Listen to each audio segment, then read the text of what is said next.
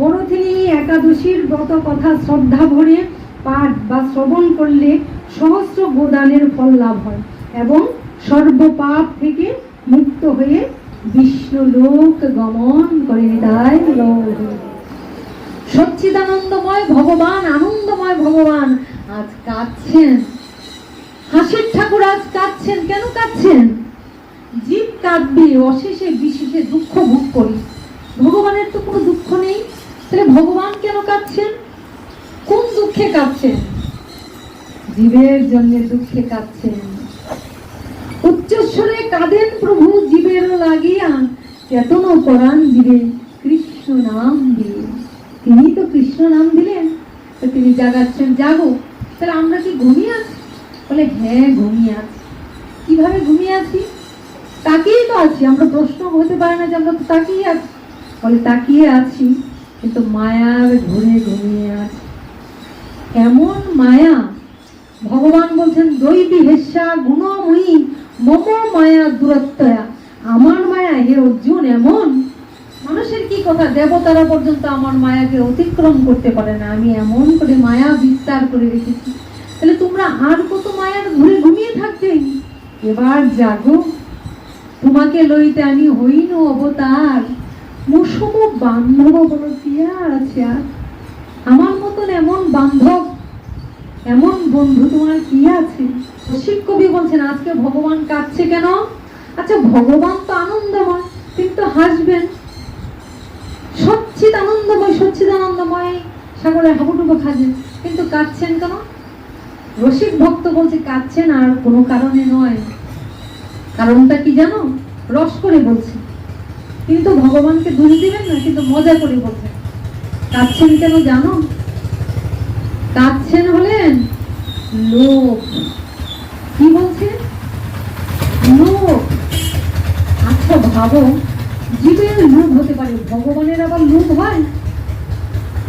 বলে কেন শোনো নাই? লোভ হলো সবচেয়ে খারাপ।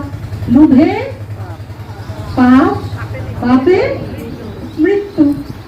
তাহলে ভগবানের লোভ হয়েছে, লোভে আজ তাই কাঁদছে। কারণ আমরা বলছি লোভে পাপ, পাপে মৃত্যু। তাহলে জীব লোভ করে বলেই লোভে তার পাপ হয় আর পাপে মৃত্যু। মৃত্যু মানে কি? এই দেহটা ত্যাগ করে ফেললো, মৃত্যু হয়ে গেল, এটা তো হয় চূড়ান্ত। দেহ ত্যাগ করলে আরেকটা দেহে চলে যাবে, ওইটা মৃত্যু না। অশেষে বিশেষে জীব প্রতিনিয়ত মৃত্যুবরণ করছে। আমরা বলছি না একবারে জ্বলে পড়ে গেছি, বেঁচে থাকতেই মরে গেছি, এখন মরলেই বাঁচি। তার মানে মরে গিয়েও তাই বলে মরলেই বাঁচি। বাঁচতে চাইছে কিন্তু বেঁচে আছে, বলছে মরলেই বাঁচি। তাহলে ভগবান আজ কাঁদছে কেন? রসিক ভক্ত বলছে যে তারও লোভ হয়েছে। জীবের লোভে পাপ, পাপে মৃত্যু, কষ্ট পায়। তাহলে ভগবান কাঁদছে কেন? না ভগবানের লোভ হয়েছে।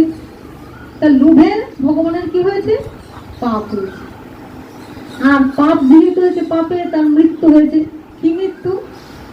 আরে সচ্চিদানন্দময় ভগবান ওই গোলকে বৈকুণ্ঠে বসে আনন্দে লীলা করবেন, আর জীবকে তার লোভ হয়েছে, জীবকে প্রেম দিবে। আহা, জীবকে প্রেম, দেখো কিসের লোভ হয়েছে? জীবকে প্রেম দান করবে, নিজের জন্য নয়, ভক্তি মুক্তির পথে নিয়ে যাবেন, তাই তার লোভ হয়েছে। তাই লোভে রাধার প্রেম ভান্ডারটা চুরি করে নিয়ে এসছে না? আসছে, চুরি করেছে। কার জন্য চুরি করেছে? আমার মতো, আমাদের মতো অধপতিত জীবকে উদ্ধার করার জন্য। কাদের জন্য চুরি করেছেন? অধপতিত জীবের জন্য উদ্ধার করার জন্য চুরি করেছেন। তাও আমরা জাগলাম না, দেখলাম না। তাই বলছে আজকে এই লুপ করে তাদের জন্য হৃদয় ভরে প্রেমের ভান্ডারটা নিয়ে আসছে। ব্রহ্মারও দুর্লভ প্রেম সবাকারে যাচ্ছে। যে দেবতারা পাওয়ার যোগ্য ছিল না, ব্রহ্মা পাওয়ার যোগ্য ছিল না, সেই ব্রহ্মার দুর্লভ প্রেম নিয়ে আসছে। যাদের পাওয়ার কোনো রকম যোগ্যতা নেই, যারা পাপের পঙ্কিল আবর্তে হাবুডুবু খাচ্ছে, সাধন ভজন করার ক্ষমতা নেই, যাদের যদি পাপ বিচার করা হয়, পাপ পুণ্য চিন্তা করা যায়, বলে কম্বলের লোম থেকে, কম্বল থেকে যদি লোম বাঁচা হয়, কম্বলটার কিছু থাকবে? তো জীবকে যদি বাঁচা হয় যে কে পুণ্যবান, তাহলে একজনকেও খুঁজে পাওয়া যাবে না। এত পাপের পঙ্কিলা বলতে হাবুডুবু খাচ্ছে, এহেন জীবকে দিতে আসছে কি হরি প্রেম নিবে আই মদন ভরে বল রে কৃষ্ণ নাম, হরি প্রেম নিবে আই মদন ভরে বল রে কৃষ্ণ নাম। এ প্রেম দিয়েছিল ব্রজের বাঁকা,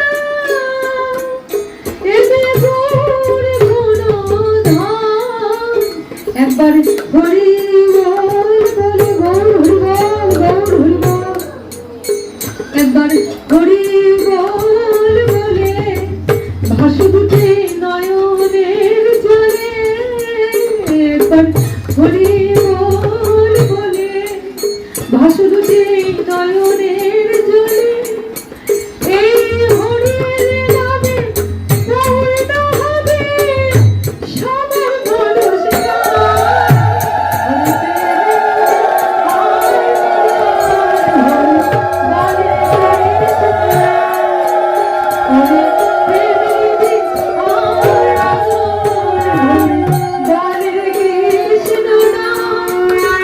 একবার হরি বল বলে হাসু দুটি নয়নের জলে, হরি বল হরি বল, একবার হরি বল বলে ভাসু দুটি নয়নের জলে।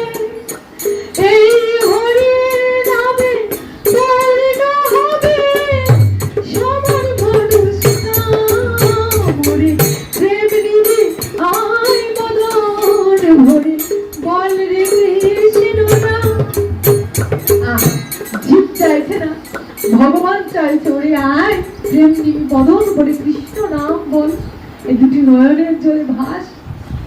জীব করছেন, তাহলে দায়টা কার? তার। পুত্র আমাকে ডাকছে না, তা আমায় না ডাকলে কি হবে? কৃষ্ণ ভুলে জীব অনাদি বহির্মুখ, অতএব মায়া তারে দেয় সংসার দুঃখ। আমাকে ভুলে গেছে, তাহলে আমাকে ভুলে গেলে ও জীব কি সুখ পাবে? তাই আমার কথা আমাকে বলে জীবকে উদ্ধারের পথ দিতে হবে। আমি যদি এইবার ভগবান হয়ে যাই, জীব ভয় পাবে, ভক্তি করবে। তাই আমি আজ কি করব না, এইবার আমি ভগবান হয়ে নয়, এইবার আমি ভক্ত হয়ে ভক্তের মাঝে ঢুকে যাব। ভক্ত হয়ে ভক্তের মাঝে ঢুকে গিয়ে কি করব? ভক্তি শিক্ষা দান করব। কি করে? আপনি আচরি প্রভু জীবের শিখায়। আজ তিনি ভগবান, সচ্চিদানন্দময় ভগবান ভক্ত হয়ে ভক্তি শিক্ষা দিচ্ছেন, নিজে আচরণ করে আচরণ শিক্ষা দিচ্ছেন। হরি বল রে, হরি বল রে, বল রে বল রে, হরি বল রে, হরি বল রে, হরি বল রে, হরি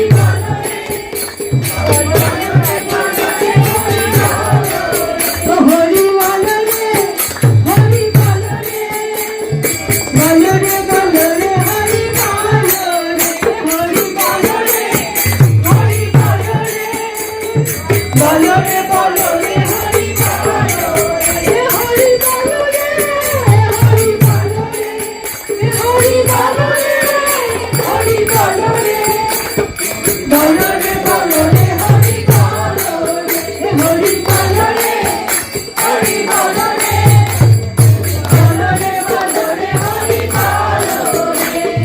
হরি বল, হরি বল, হরি বল ভাই, হরি বল, হরি বল।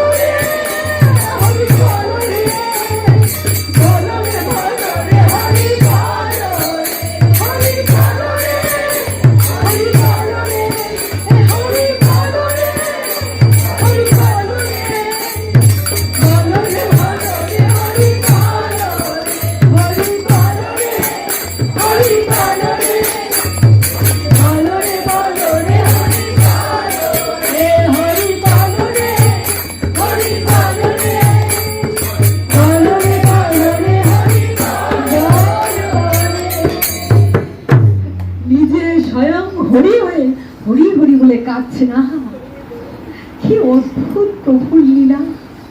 স্বয়ং নিজে হরি হয়ে হরি হরি বলে কাঁদছেন। কেন? কেঁদে জগৎকে কাঁদাবেন বলে।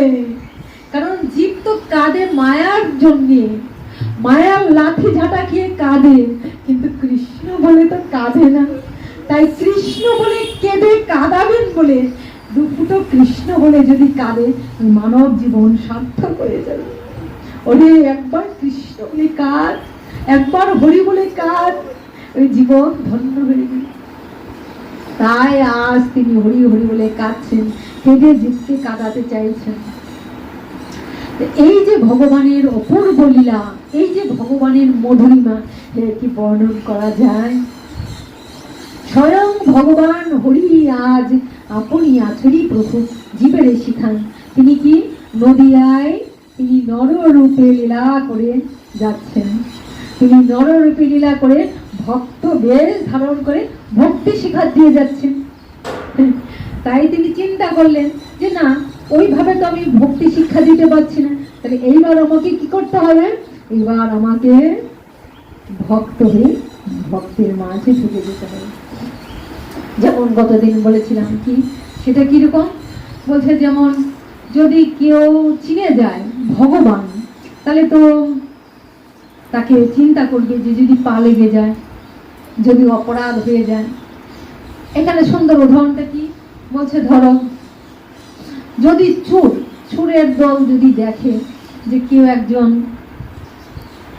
সিআইডির পোশাক পরা, তাহলে তাকে দেখলে সে চোর সতর্ক হয়ে যাবে না?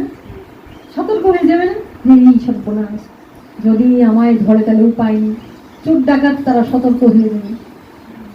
কিন্তু এবার পুলিশ যদি মনে মনে ভাবে সবাই তো ভালো ব্যবহার করছে, খুব সুন্দর করে চলছে, তো ধরার উপায় নেই, এবার উপরের প্রশাসনিক যে সে কি বললো, তোমাদের আরো সতর্ক হতে হবে। এবার তোমাদের কি করতে হবে? এই যে পোশাক পরে যদি এইভাবে যাও, তাহলে তো ওরা ওদের আসল চরিত্রটা বোঝাবে না। তাহলে কি করতে হবে? সিভিল ড্রেসে বেরোতে হবে। এবার পোশাকটা চেঞ্জ করে সিভিল ড্রেসে কি করলো? ঢুকে গেল। সিভিল ড্রেসে ঢুকে পড়ার জন্য কি হলো? নিতাই গৌর হরি বল। এবার কে কেমন ধরা পড়ে গেল? কারণ যদি সিভিল ড্রেসটা উনি না পড়তেন, তাহলে তো ধরা যেত না কে কেমন। হ্যাঁ, আমরা নিতাই গৌর হরি, স্বরূপ হারিয়ে স্বরূপ ভুলে গেছি, স্বরূপ হারিয়ে কি করছি? হাহাকার করছি। আমাদের ভগবানের সেবা করব, ভগবত ধামে উন্নীত হব, দুঃখ ঘুচে যাবে। দুঃখ ঘুচছে কই? দুঃখ ঘুচতে গিয়ে দুঃখ আরো বেড়ে যাচ্ছে। কারণ আমাদের মায়ার পর্দা চোখ থেকে যাচ্ছে না। আমরা সাধুগুরুর কথা মতো সেইভাবে চলছি না, আত্মজাগরণের পথে এগোচ্ছে না। তাই একটা মায়াকে অতিক্রম করতে গিয়ে আরো মায়ার মধ্যে ঢুকে যাচ্ছে, আর লাঠি যেটা কাছে জীবনটা দুঃখময় হয়ে যাচ্ছে। কিন্তু আমার বাবা বলেন যে দেখো, হ্যাঁ এখানে দুঃখ, এখানে সুখ নেই।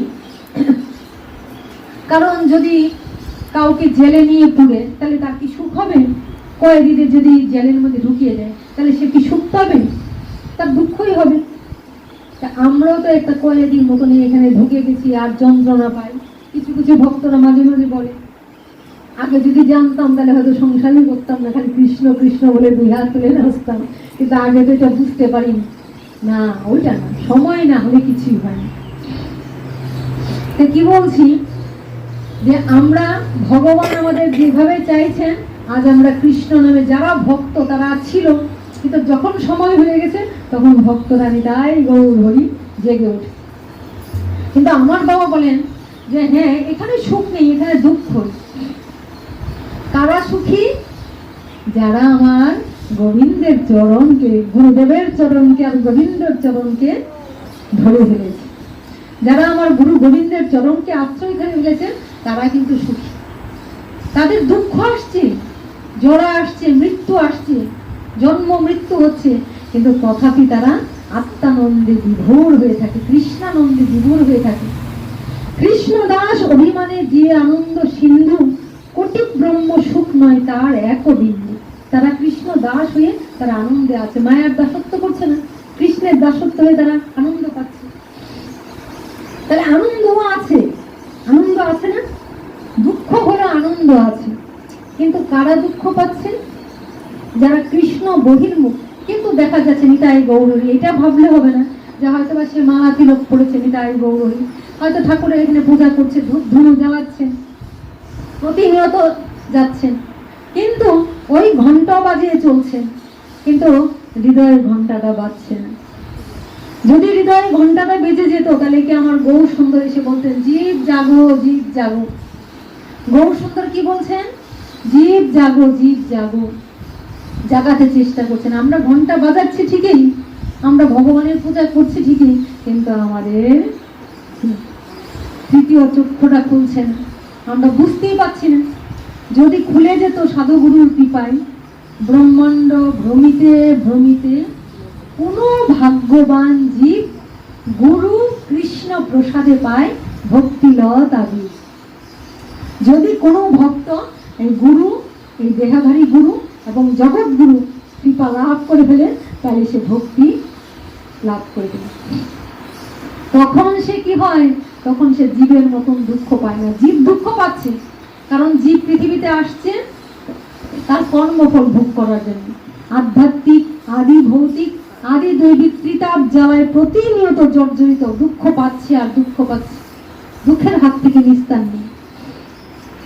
কিন্তু যারা আমার সরল, যারা আমার শ্রীগুরুর চরণ আশ্রয় করেছে সরল ভাবে, যারা আমার গোবিন্দের চরণকে আশ্রয় করেছে, তারা কিন্তু আনন্দ আছে। আর তারা আনন্দে তখন কি বলছে? আমার বাবা বলে ঋষি কবি বলো না, জয় রাধে। আমার বাবা বলে বিশ্বকবি বলো না, ঋষি কবি বলো। তারা তখন ঋষি কবির ভাষায়, কে? রবি ঠাকুরের ভাষায় তারা আনন্দে তখন কি বলবে? জগতে আনন্দ যোগে আমার নিমন্ত্রণ, জগতে আনন্দ যোগে আমার নিমন্ত্রণ, ধন্য হলো, ধন্য হলো মানব জীবন, জগতে আনন্দ যোগে আমার নিমন্ত্রণ, ধন্য হলো, ধন্য হলো মানব জীবন। কেন তার ধন্য মনে হচ্ছে? কারণ সে তখন আনন্দে সাধু গুরুর সেবা করছে, গোবিন্দের সেবা করছে আর আনন্দে ভাসছে। তোমার যোগে দিয়েছো ভার, বাজাই আমি বাঁশি, গানে গানে গেথে বেড়াই গানের কান্না হাসি। এখন সময় হয়েছে কি সবাই গিয়ে তোমায় দেখি, জয়ধ্বনি শুনিয়ে যাব এমন নিবেদন। ভেঙে না দিলে বুঝতে পারছো না, না? তোমার যজ্ঞে দিয়েছো ভার, বাজায় আমি বাঁশি। বাঁশি কি শুধু বৃন্দাবনে বাজছে গো? ভগবান অনাদির আদির গোবিন্দ সর্ব কারণের কারণম, তিনি কি করছেন? তিনি অনন্ত কোটি বিশ্ব ব্রহ্মাণ্ডে অনন্ত লীলা করে চলেছেন। অনন্ত। তো তিনি কোথায় লীলা করেন? যেখানে ভক্ত সেখানে ভগবান, যেখানে ভগবান সেখানে ভক্ত। তাহলে ভক্ত ভগবান যেখানে হচ্ছে সেখানেই ভগবানের লীলা চলছে। চলছে তো? ভক্ত ছাড়া ভগবান কোথায়? ভগবান নারদকে বলছেন, নারদ আমি কোথায় থাকি জানো? নাহং তিষ্ঠামি বৈকুণ্ঠে যোগীনং হৃদয়ে নাচ, মদ্ভক্ত যত্র গায়ন্তি তত্র তিষ্ঠামি নারদ। হে নারদ, যে যোগীরা কি করে আমাকে অনুভব ধারণ করে হৃদয়ে আমাকে ধরে পাহাড় পর্বত কন্দরে চলে যায়, ওখানে আত্মারাম হয়ে চোখ বন্ধ করে ভগবানের যে বিভোর হয়ে থাকে, একা একা আনন্দ উপভোগ করছে, কিন্তু তার আর জগৎ তো কিছু পাচ্ছে না। কিন্তু আমার যে ভক্ত সেই সংসারেই থাকে, কি গৃহে থাকে বনে থাকে, সদা হরি হরি বলে থাকে। সে কি করছে, সে যেমন করে কৃষ্ণ নাম হরিনাম করছে, তেমনি ভাবে মত ভক্ত যত্র গায়ন্তি, আমার ভক্ত যেখানে বসে, আমার ভক্তগণ পরিব্রত হয়ে হরি কথা গুণগান করছে, আমি ওখানেই অবস্থান করি। তাহলে আমার ভগবানের কথা অনুযায়ী ভগবান আজ এখানে আছেন, আমরা দেখতে পারি বা না পারি, কিন্তু তিনি এখানে আছেন। তাহলে ভগবান যখন আছেন তাহলে লীলা হচ্ছে। তাহলে ভগবান কি লীলা করছেন? যেমন ভগবান আজকে চাইছেন বলে এই মেলাটা পেতেছেন। এই যে মেলাটা, আমরা শিশু বাচ্চারা, অবু শিশুরা মেলাতে যায় কিসের জন্যে? মেলাতে যায় ওই নানান রকম জিনিস দেখে চোখ ধাঁধিয়ে যায়। আমরাও মেলায় বসছি, আমরা কিসের জন্যে? কৃষ্ণ নামের মেলায় বসেছি, আনন্দের মেলায় বসছি, আমরা আনন্দ করছি, আমরা এখানে কিনছি, আমরা কিছু কিনছি, পাচ্ছি কিছু, সেটা দেখা যাচ্ছে না। তো বলছে না, তোমার যোগ্য, এটা কি, জগৎটাই হচ্ছে একটা যজ্ঞশালা, এখানে আমরা অভিনয় করছি। তোমার যজ্ঞে দিয়েছ ভার, তুমি আজকে এই ভারটা দিয়েছ বলে আজ তুমি আমাকে এখানে বসিয়েছ। আমি কি বসেছি? তুমি তোমার এই যজ্ঞের ভারটা আমাকে অর্পণ করেছো, তাই তো আজ এখানে বসেছি। তুমি বলাচ্ছ বলেই তোমার কথা আমি বলছি। তোমার যজ্ঞে দিয়েছ ভার, বাজায় আমি বাঁশি। তুমি তোমার বাঁশিটা তোমার ভক্তের মধ্যে দিয়ে, কি বাঁশি? গোবিন্দ বাজিয়েছিলেন কি বাঁশি? গোপীদের টেনেছিলেন। আর ভগবান ভক্তের মধ্যে দিয়ে যে বাঁশি বাজেন, সেই বাঁশি আর কিছুই নয়, কৃষ্ণ নাম বাঁশি রূপ বেজে উঠছেন। তাই বলছি, কৃষ্ণ নাম বাঁশি যদি না বাজতো, এটার যদি সুধা না পেতাম, এটার যদি আনন্দ না থাকতো, তোমরা ঘর থেকে চলে আসছো কেন? তাহলে ব্রজ গোপিকাদের কৃষ্ণ যেমন টেনে টেনে আনছেন, ভগবান আছেন বলেই, ভগবান ভক্ত রূপে এখানে আশ্রয় করে, ভগবান চান বলেই ভক্তদেরকে টেনে নিয়ে এসে এখানে কি করছেন? এই বাঁশি আনন্দে মুগ্ধ করে রেখেছেন। তাই অদ্যাবধি লীলা করেন গোড়ার রায়, কোনো কোনো ভাগ্যবাণী দেখিবারে পায়, দেখিও না দেখে যত অভক্তেরও গণ, উলুকে না দেখে যেমন সূর্যের কিরণ। তো এটা কি সবাই দেখতে পায়? যারা ভক্ত তারাই দেখতে পায়, কিন্তু যারা অভক্ত তারা দেখেও দেখতে পায় না। কেমন? বাদর যেমন সূর্যের যখন আলো হয় তখন সে লুকিয়ে থাকে, তখন বাদুর যখন অন্ধকার হয় তখন সে বের হয়। তাই এই যে এখন কৃষ্ণ নামের আলো জ্বলছে, এখানে কি সবাই আসতে পারে? যারা ভক্ত দৌড়ে আসে, আনন্দ পায়। কেন?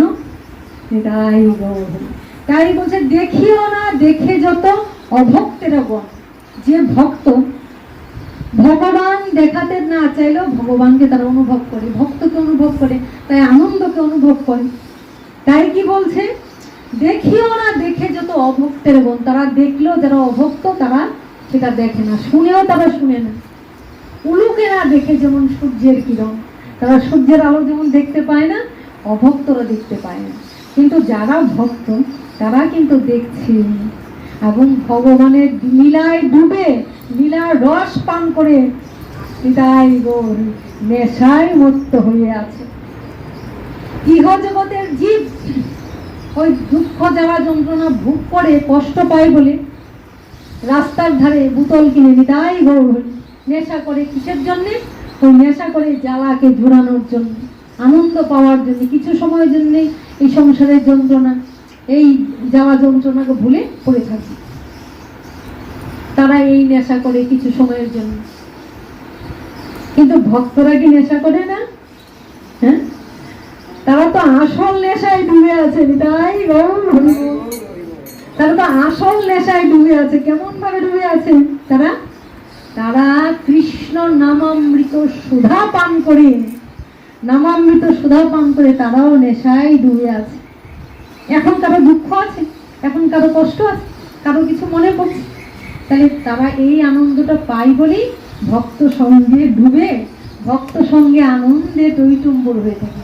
তাই ভক্তের জন্য সবটাই আনন্দ। তাই বলছে, তোমার যজ্ঞে দিয়েছ ভার, বাজায় আমি বাঁশি, গানে গানে গেতে বেড়াই প্রাণের কান্না হাসি। গানে গানে তোমার কথাই বলে, তোমারই নাম বলবো আমি, বলবো না নানা চলে, তোমারই নাম বলবো, আমি বলবো নানা চলে। নানা চলে না, না না, কত রকম ছল করে করে আমি তোমার নাম করি, ভক্ত সঙ্গে তোমার নাম করি। ও ব্যথা পেয়েছি, জয়নিতাই গৌর হরি, আঘাত পেয়েছি, হা কৃষ্ণ হা কৃষ্ণ, নানা ছলে তোমার নাম করে যায়। তাহলে গৌর এসে বলছেন, ওরে গোড়াটাই জল দিলে সবাই আনন্দে থাকতাম, কিন্তু আমরা গোড়াটাই জল দিলাম না। যাই হোক, আজ এখানে হরি কথা বিশ্রাম দিব। কি বলছি, আজ আমাদের মহাভাগ্য, কলিহত জীব, কলহ প্রিয়, অশেষ দুঃখে দুঃখী, কিন্তু তার একটা মহাভাগ্য ছিল। যদি ওই জায়গাটা ধরে ফেলে তাকে কোনো দুঃখই দিতে পারবে না। কিন্তু আমাদের সবচেয়ে সমস্যা কি, আমাদের সমস্যা যখন সাধু সঙ্গে বসি, এটা মায়ার প্রভাব, যখন সাধু সঙ্গে বসি তখন মনে হয় সব বুঝে ফেলেছি। কারণটা কি, সব বুঝে ফেলেছি, কিন্তু এখান থেকে ঘুরে যখন চলে যাই আমাদের ব্যাক সাইডে, মাথার ব্যাক সাইডে নানান কিছু ঘুরতে থাকে। তার কারণটা কি, তখন আবার দুঃখ পাই, আবার ভুল ভাল মনে করে আবার অশান্তির মধ্যে ডুবে যাই। কারণটা কি, আমরা আত্মসমর্পণ করতে পারি না। যদি আত্মসমর্পণ করতে পারতাম তাহলে তো হয়েই যেত। তাই ভগবান অর্জুনকে উপলক্ষ করে তাই বলেছেন, সর্বধর্মান পরিত্যজ্য মামেকং শরণং ব্রজহং তং সর্বপাপেভ্যো মুক্ষৈষামি মা শুচং। সমস্ত ধর্ম ভুলে যাও, সর্বধর্মান পরিত্যজ্য মামেকং শরণং, একমাত্র আমাকে তোমরা স্মরণ করো। মামেকং শরণং ব্রজ অহং তং সর্বপাপেভ্য। যদি তাতে তোমাদের কোনো অপরাধ হয়, কোনো ভুল হয়, যদি কোনো পাপ হয়, তোমাদের ভয় নেই। কারণ তোমরা যদি আত্মসমর্পণ করো আমার গোবিন্দের চরণে, যদি কোনো ভুল হয়, যদি পাপ হয়, মামেকং শরণং ব্রজ অহং তং সর্বপাপেভ্য, সব পাপ থেকে, সর্বপাপেভ্য মুক্ষৈষামি মা শুচ, আমি সমস্ত পাপ থেকে তোমাদের উদ্ধার করি। তাহলে উদ্ধার করতে গেলে আমাকে আত্মসমর্পণ করতে হবে। আমরা যদি আত্মসমর্পণ করি তাহলে আমরা আত্মানন্দে বিভোর হয়ে থাকবো, তাই গৌর হরি। কিন্তু যেহেতু আত্মসমর্পণই করতে পারি না, আমিত্ব আছে, আমি আছি, আমি করতে চাই, আমার করার ইচ্ছা আছে, আমার এই, তাই গৌর হরি।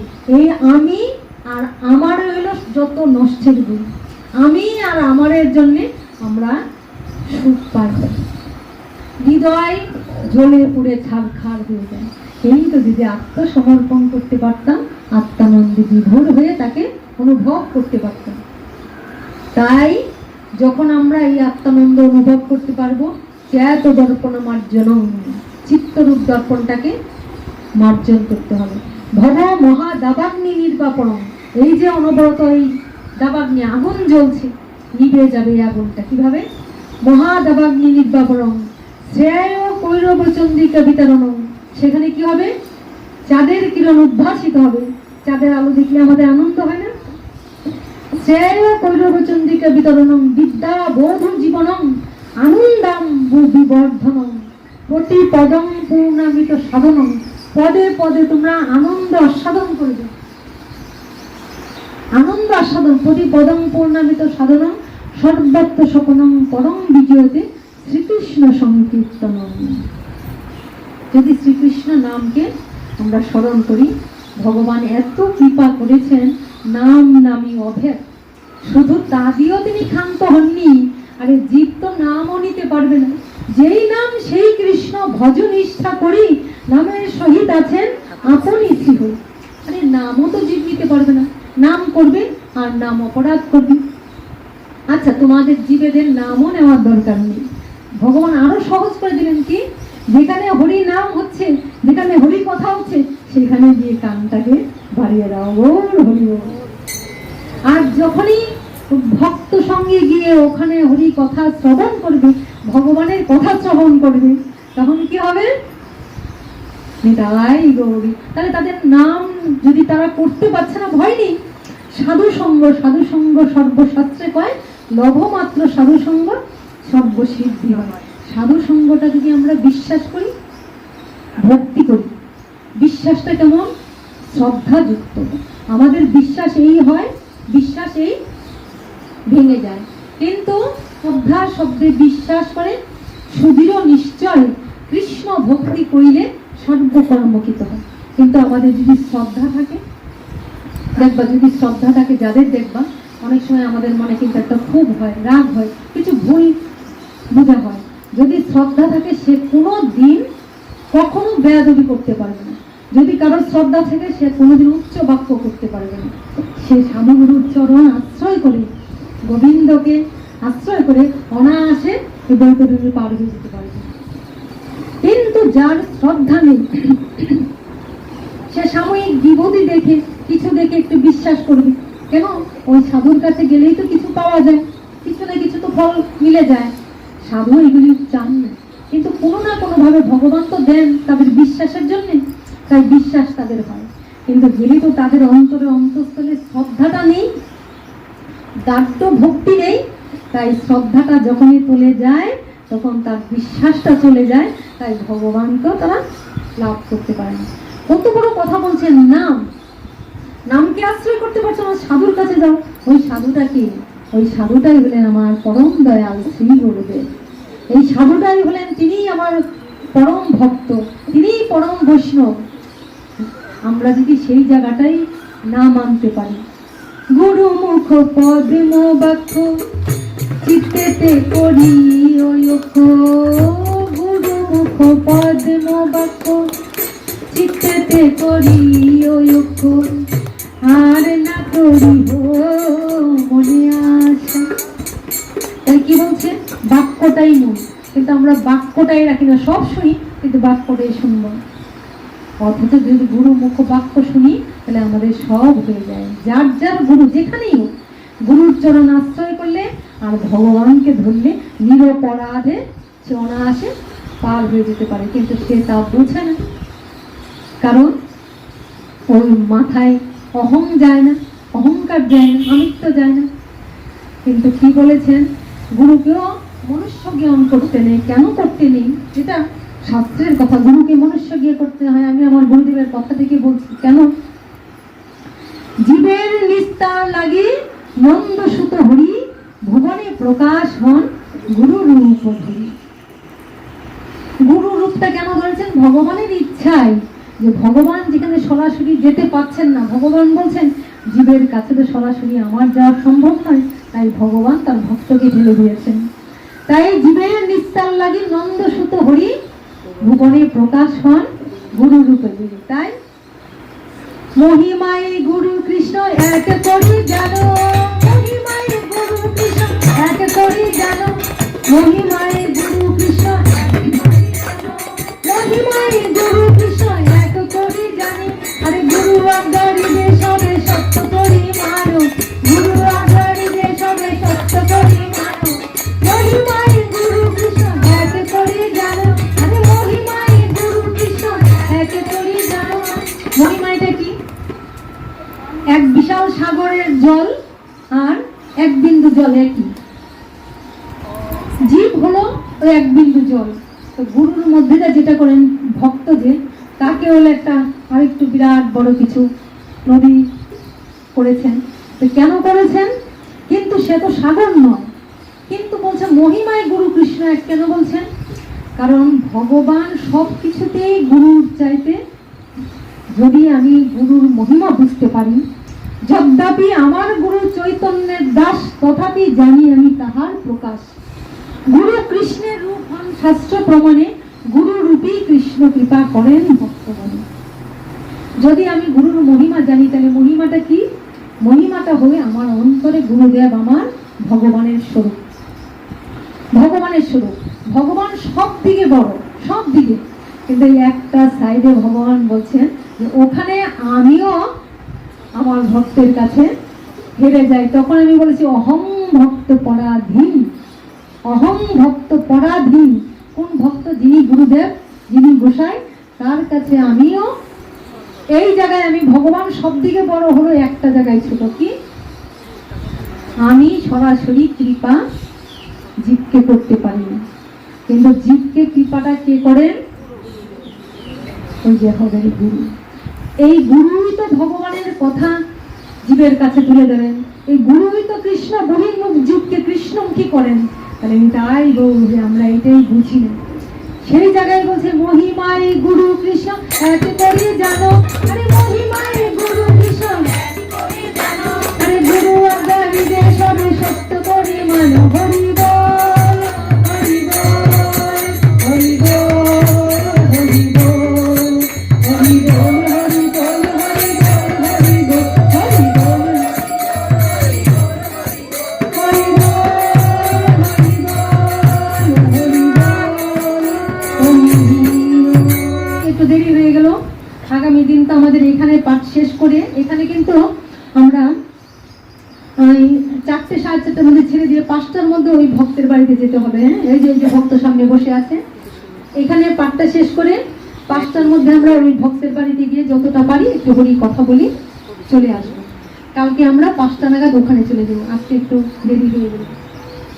এখন আমি দৌড়ে একটু মাহাত্ম্যটা বলে নিচ্ছি।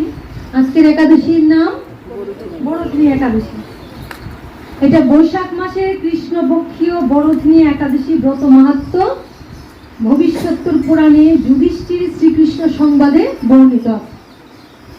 আমি একদম গ্রন্থ থেকে লাইনে লাইন বলে ফেলছি, কারণ এমনি বললে অনেক বর্ণনা চলে আসবে।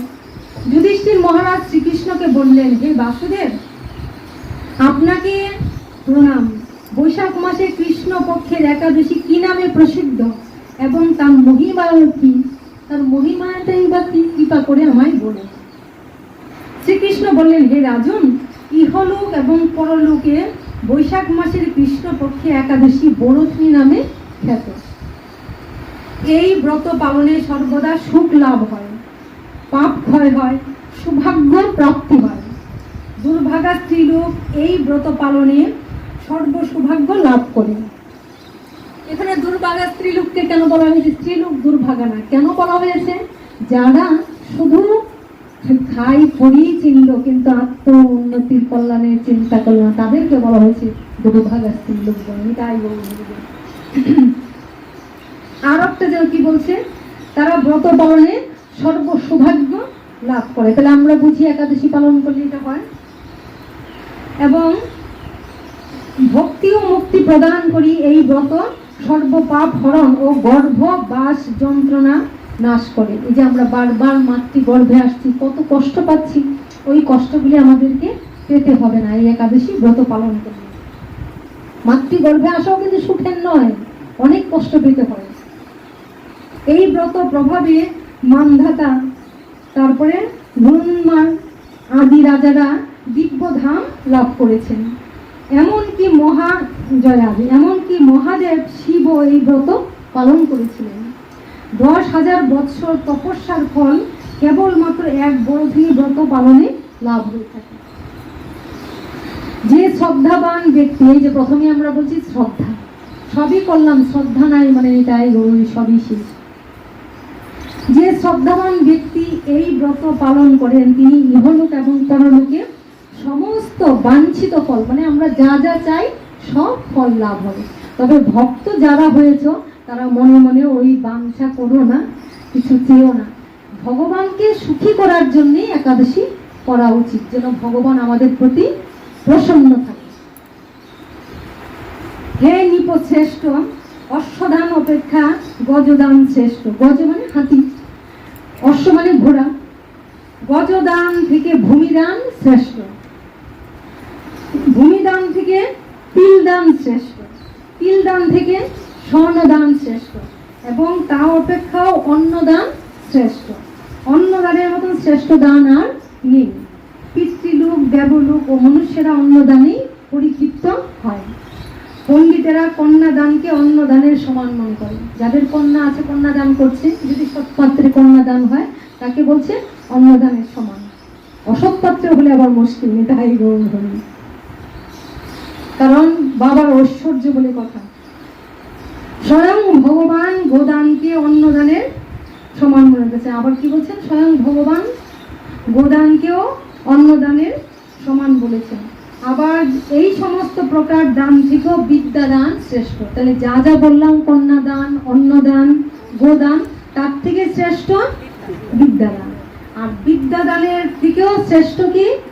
কৃষ্ণ কথা। বিদ্যাদান তো দেখো জাগতিক ভাবেও তো প্রতিষ্ঠা লাভ করার জন্য কি করলে তোমার লাভ হবে, কি করলে তোমার ক্ষতি হবে, এই বুদ্ধি তো জ্ঞান দান, যেটা আমাদের স্কুলের শিক্ষকরা দেন।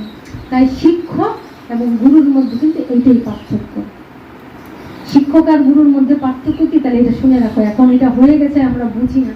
শিক্ষকের মধ্যে পার্থক্য হলো শিক্ষক শিক্ষা দান করেন, একজনকে অনেক বড় হয়ে করেন, সে টাকা উপার্জন করতে পারেন, কিন্তু শিক্ষক বিনিময় মূল্য নেন। শিক্ষক শিক্ষাদানের মধ্যে দিয়ে অর্থ নেন, কিন্তু গুরুরা কখনো ওই শিক্ষাদানের মধ্যে দীক্ষাদানের মধ্যে যে কোনোদিন তা নেন না। তাই গুরু আর ওই শিক্ষকের মধ্যে পার্থক্য। শিক্ষক যে সে পয়সা নেবে জ্ঞান দানের মাধ্যমে, আর গুরু যে সে কখনো অর্থ নেবে না, বিদ্যাদানের মধ্যে দিয়ে শিক্ষাদানের মধ্যে দিয়ে কখনো নিবে না। শিষ্যের আত্মকল্যাণের জন্য চেষ্টা করবে। যদি কখনো কোনো শিষ্য ভালোবেসে ভগবানের সেবার জন্য কিছু দেন, সেটা ভগবানের সেবায় লাগিয়ে জীব সেবায় লাগিয়ে দেন। তাই আবার এই সকল প্রকার দান থেকে বিদ্যাদান হচ্ছে, যাক বললাম এটা তো বর্ণনা হয়ে গেছে, বিদ্যাদানের সমান কল্যাণ হয় না। পাপমতি যেসব মানুষ কন্যার উপার্জিত অর্থে জীবন ধারণ করে, পুণ্য খেয়ে তাদের নরক যাতনা ভোগ করতে হয়। জয় রাম, মানে কন্যাকে দান করতে হয়, কন্যার দান গ্রহণ করতে হয়, এটা বলছে। তো এটা আগে চলে গেছে। যদি সেই কন্যাটা কোনো কৃষ্ণ ভক্ত হয়ে যায়, তাই গৌরী, তখন আর কন্যাটি কন্যা নয়, ভক্ত শ্রেষ্ঠ। এগুলির মহিমা আছে। তাই গৌরী, কন্যাটি যদি কৃষ্ণ ভক্ত হয়ে যায়, বলছে একটা ছেলে যদি কৃষ্ণ ভক্ত হয় 7 পুরুষকে উদ্ধার করে, তাই না? যদি কোনো কন্যা যদি কৃষ্ণ ভক্ত হয়, তাহলে সে তো উভয় কুলকে উদ্ধার করতে পারে। একটা ছেলে যেমন 14 পুরুষ উদ্ধার করে বলে, একটা কন্যা যদি হয় তাহলে সে বাবার দিকের শ্বশুর দিকের উভয় কুলকে উদ্ধার করতে পারে, যদি এমন কৃষ্ণ ভক্ত হয়।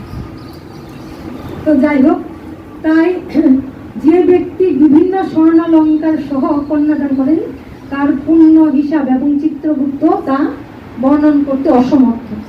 এই বড়দিনে ব্রত পালনকারী কন্যাদান থেকে বেশি ফল লাভ করেন। তাহলে যে একাদশী মানে ভগবানকে খুশি করার জন্য করছে, সে এই সবচেয়েও আরো ঊর্ধ্ব। ব্রতকারী ব্যক্তি দশমীর দিনে কাঁসার পাত্রে ভোজন, ব্রতকারী ব্যক্তি দশমীর দিনে কাঁসার পাত্রে ভোজন, মাংস, মসুর, ছোলা, শাক, মধু, অন্যের প্রদত্ত অন্ন গ্রহণ, 2 বার আহার ও মৈথুন পরিত্যাগ করবেন। বোঝা গেল সবগুলো?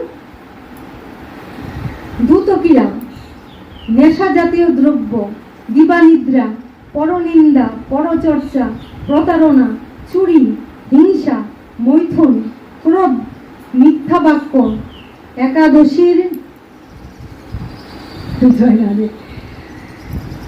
একাদশীর দিনে এগুলি সব বর্জনীয়।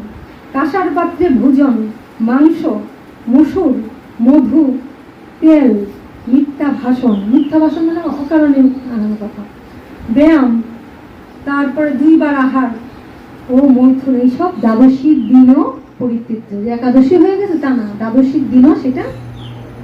হে রাজন, এই বিধি অনুসারে বরথিনী ব্রত পালনে সকল প্রকার পাপের বিনাশ এবং অক্ষয় গতি লাভ হয়। যিনি হরিবাসরে রাত্রি জাগরণ করে ভগবান জনার্দনের পূজা করেন, তিনি সর্বপাপ মুক্ত হয়ে পরম গতি লাভ করেন। তাই সূর্যপুত্র যমরাজের যাতনা থেকে পরিত্রাণের জন্য পরম যত্নে এই একাদশী ব্রত পালন করা উচিত। তাই তো? তাই যারা করছো না, 2-4 জন, সবাই মোটামুটি করছো, কিছু জন করছো না, তাড়াতাড়ি ভরে গেল। কেননা কদিন রহিবে ভব মাঝে, আর অবিলম্বে করো যাহা করিবার। তিনি সর্বপাপ মুক্ত হন। তাই জমযাতনা থেকে, এই সূর্যদেবের পুত্র যমরাজের জমযাতনা থেকে মুক্তি লাভের জন্য পরম যত্নে এই একাদশী ব্রত পালন করা কর্তব্য, নালে জমযাতনা পেতে হবে। গৌর হরি, আমার কথা না, শাস্ত্রের কথা। বড়থিনী একাদশীর ব্রত কথা শ্রদ্ধা ভরে পাঠ বা শ্রবণ করলে সহস্র গোদানের ফল লাভ হয় এবং সর্বপাপ থেকে মুক্ত হয়ে বিষ্ণু লোক গমন করে। তাই